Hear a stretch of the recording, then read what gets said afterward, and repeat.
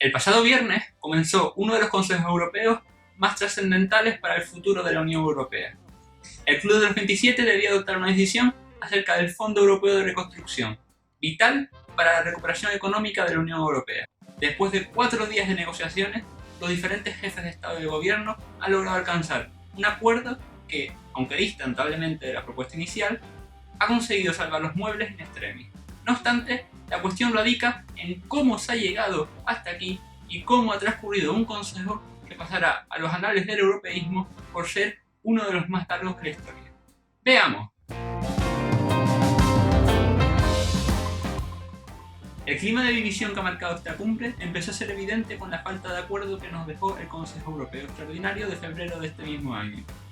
En este se debía cerrar un pacto sobre el marco financiero plurianual, el plan presupuestario de la Unión entre 2021 y 2027.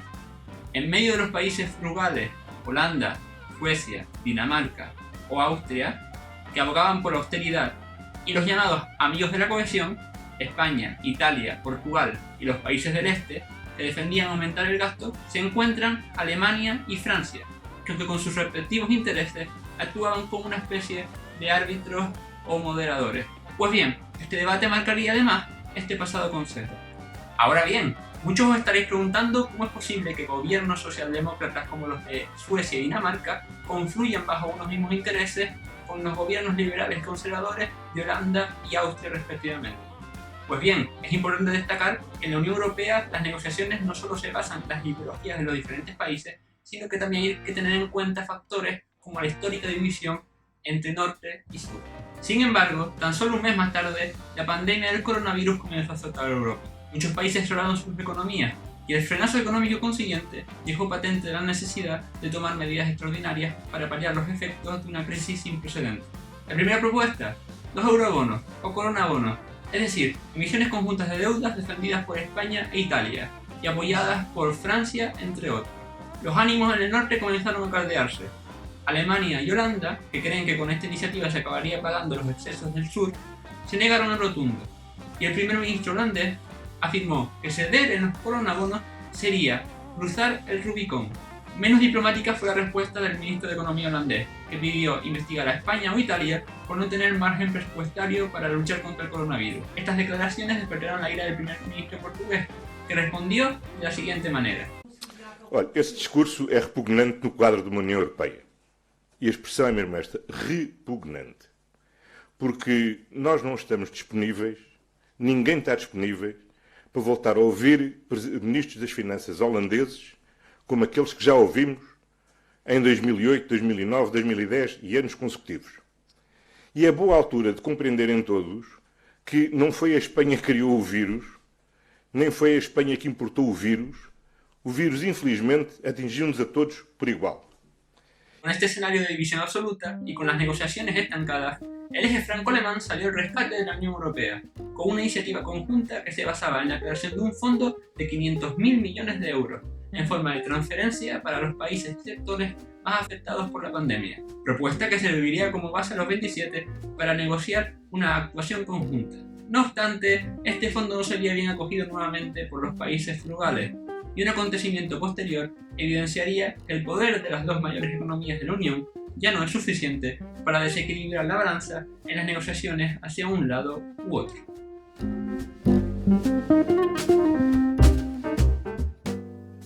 La derrota de la candidatura de Nadia Calviño a la presidencia del Eurogrupo no solo supuso un fracaso para las expectativas de España de mejorar su representación en el exterior, sino que se convirtió en una declaración de intenciones por parte de los países frugales, en víspera de una cumbre trascendental para sus intereses.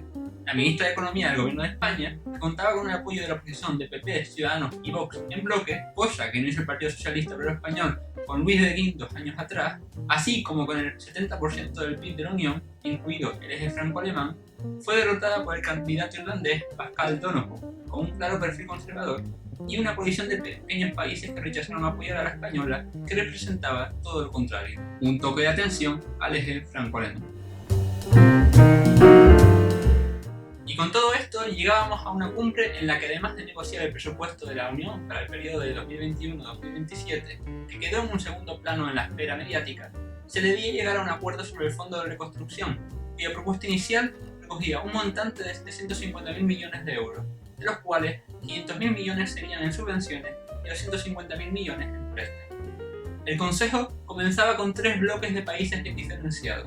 Por un lado, los frugales, encabezados por Holanda y con el apoyo de Austria, Suecia, Dinamarca y en esta ocasión Finlandia, que exigían que el dinero llegase en forma de préstamo y profundas reformas como condición para acceder a dichos fondos. Por otro lado, los países del sur, encabezados por España, Italia, Portugal y el apoyo, esta vez sí, del eje franco-alemán.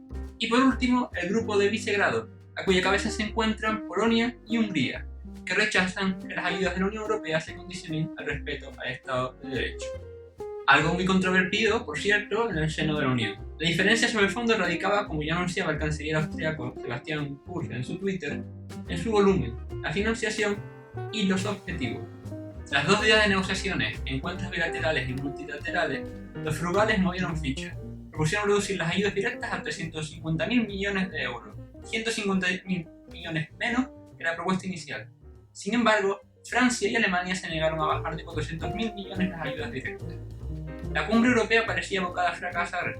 El presidente de la Comisión lanzó una nueva propuesta con 400.000 millones en subvenciones que, sin embargo, acabó sin acuerdo. Y es que hay que recordar que los acuerdos en el Consejo se toman por unanimidad. El domingo fue un día muy tenso, según cuentan las crónicas.